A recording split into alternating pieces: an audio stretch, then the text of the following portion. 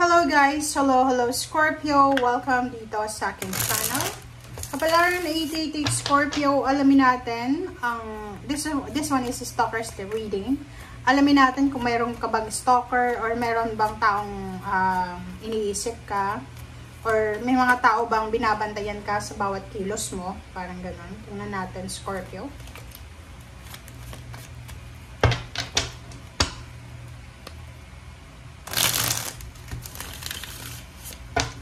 Scorpio.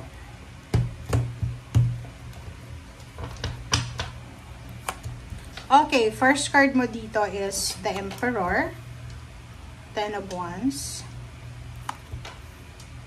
wow, the Devil, Scorpio, and sa ilalim mo guys is Page of Cups and Page of Wands.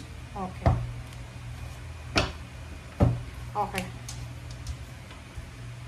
Okay, Scorpio. Makinig ka ha.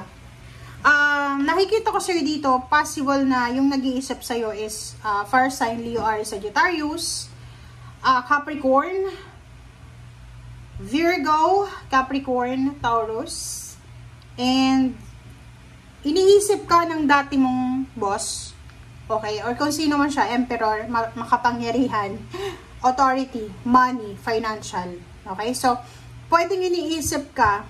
Comment down below ha. Okay, makinig ka ha. Possible na ikaw ay nag-resign sa isang company or pwedeng isa kang OFW. Umuwi ka ng Pilipinas for vacation.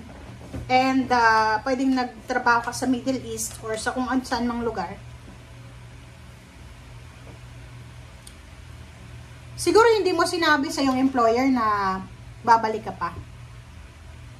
And yung employer mo na to, while you're in the Philippines, medyo nag-struggle siya. Diba? May nag-struggle siya eh. Or parang sinasabi ng barahan na, while you're working abroad, halimbawa yung time na nasa poder ka ng emperor na yan, sobrang bigat ng trabaho mo. Ten of Wands. Yung parang kayod kalabaw ka.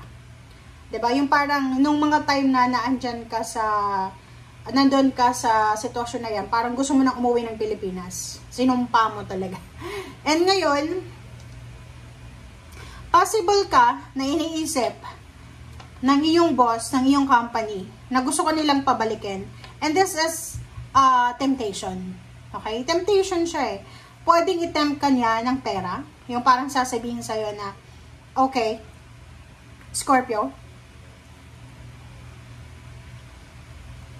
dadagdagan ko yung sweldo mo. Bumalik ka lang sa amin.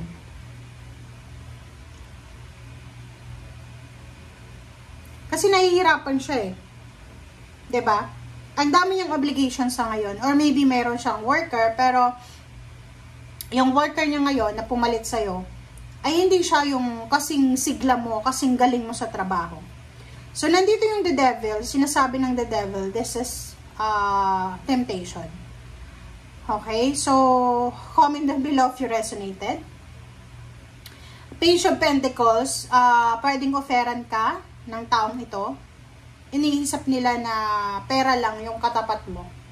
Okay, but nako, ang nakikita ko dito, pwedeng madala ka sa temptation na yan, but may hindi ka nakikita. Kasi yung Page of Pentacles and Eight of Pentacles, sinasabi na meron pa, aside from your previous employer, may isang tao pa na mayaman din siya, maraming pera, ang posibleng mag-offer sa'yo ng trabaho. Pwede siyang mag-offer sa'yo ng trabaho or pwedeng mag-invest siya sa'yo. Okay? So, comment down below if you resonated. Ang another person na posibleng nag-iisip sa'yo is suitor mo or may gusto sa'yo. Pwedeng ikaw, Scorpio, babae or lalaki ka man. May asawa ka na siguro or may boyfriend or girlfriend, live-in partner.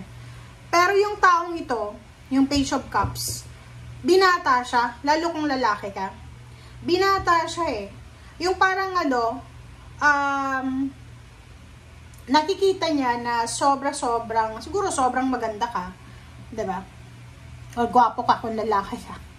And yung taong to ay hindi niya i-give up itong love life or emotion niya na nararamdaman sa'yo. So, kumbaga, minamatsagan ka niya eh. Maybe, hindi mo naman siya naging karelasyon or pwede yung iba na karelasyon nyo. Pero, ang taong to ay sobrang obsession yung nararamdaman sa'yo. 'Di ba? Parang sinasabi ng bara sa'yo dito na ini-imagine ng taong yan, lalo kung babae kang Scorpio, yung lalaking ito, ini-imagine niya. It's either isa siyang fire sign or water sign or earth signs. Virgo, Capricorn, or Taurus, Pisces, Scorpio, Cancer, fire sign, Leo, Aries, Sagittarius. Ini-imagine ka ng taong yan na kasama ka niya sa future. Yung tipong daydreaming siya, nakikita niya yung sarili niya sa imagination niya na kasama ka niya. Mag-iingat ka dito kasi may pagkakataon siguro sa past, may pagkakataon sa past na nangailangan ka ng pera and siya yung tumulong sa'yo. Siya yung nagpautang sa'yo or siya yung naghanap ng pera para sa'yo or even job. Okay. Ano ba ang advice sa'yo ng ating spiritual helpers? Okay. Panda. Stay balanced and in your essence. Okay, so yun. Sinasabi ng panda card na to na kailangan mo daw maging balance. May imbalance yan eh. Kasi pwedeng ang nakikita natin dito na pwedeng madala ka sa temptation. It's either yung nag-iisip sa'yo is yung dati mong boss, or maybe yung gusto mag-offer sa'yo ng trabaho, or maybe etong taong to na gusto niyang pakasalan ka, or gusto niyang agawin ka sa asawa mo, or sa boyfriend mo, girlfriend, or sa living partner. Wow. Ano ba ang kailangan mong gawin? Okay. Ano bang kailangan mong gawin? Scorpio.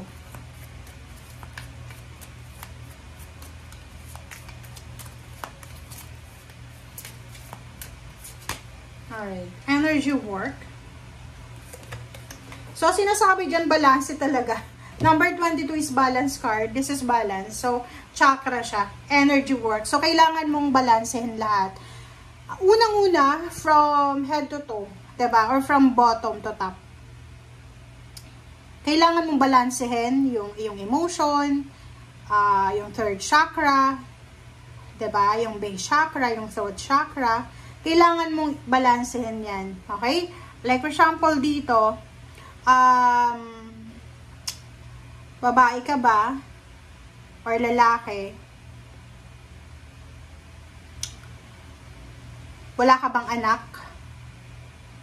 Or may anak ka? Maybe you're having a problem with your kids. Yung galing mismo sa matres mo kung babae ka. Okay? About your goals, about your inspiration sa buhay, sa puso mo, love life mo, marami ka bang problema sa love life na kailangan ng balanse? May mga gusto ka bang iparating sa tao na hindi mo na ipaparating? Marami ka bang sekreto na tinatago? Or ano ba yung iniisip mo? Ano ba yung future na gusto mong mangyari? Ano ba yung plano mo? Okay? So, yun ang kailangan mo ng balanse. Okay? I-clarify nga natin to, Scorpio.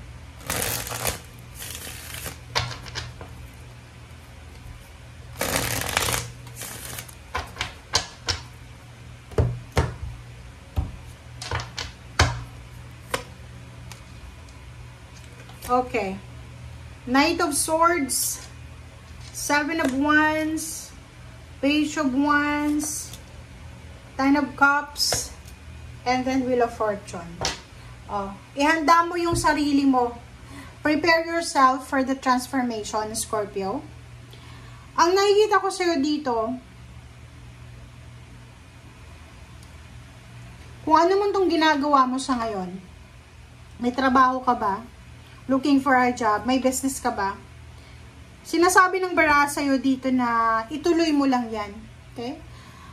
Kung nagbi-business ka sa ngayon, ibig sabihin yan, nagsisimula ka pa lang. So, marami kang dapat na matutunan. And yung Knight of Swords dito, sinasabi ng barahan na hanapin mo yung tamang information. Okay? And 7 of Wands, sinasabi ng baraha sa'yo, ano ba yung gusto mong ipaglaban sa buhay mo?